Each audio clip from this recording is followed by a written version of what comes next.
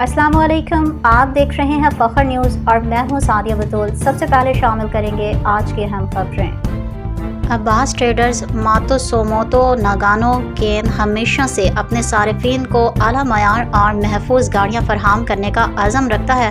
Bureau chief Japan Javed Akhtar Bhatti की खसूसी report. Abbas traders Matsumoto Nagano Ken हमेशा से अपने सारिफिन को आला मयार और महफूज गाड़ियाँ फराहम करने का अज़म रखता है।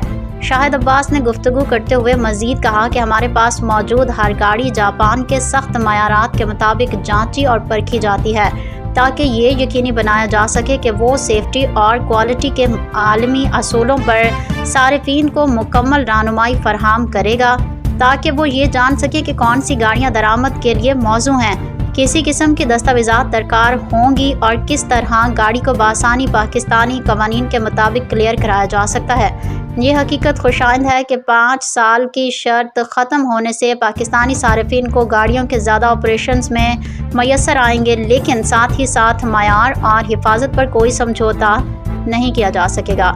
इससे पाकिस्तान में गाड़ी की मार्केट ज़्यादा सेहतमंद और पायदार होगी और ख़रीदारों को महफूज और मयारी गाड़ियाँ दस्तियाब होंगी। इस बात का यकीन दिलाता है कि हम इस नए निज़ाम के तहत भी अपने सारिफिन के लिए बेहतरीन खिदमात और मयारी गाड़ियाँ फराहम करते रहेंगे। ये बात शाहिद अब्बास सदर अब्बास ट्रेडर्स मातसुमोतो शी नागानो केन जापान ने अपने बयानिया में बताई। फिल वक्त के लिए न्यूज़ स्टूडियो से इतना ही। मज़ीद खबरों और अपडेट्स के लिए देखते रहिए फखर न्यूज़।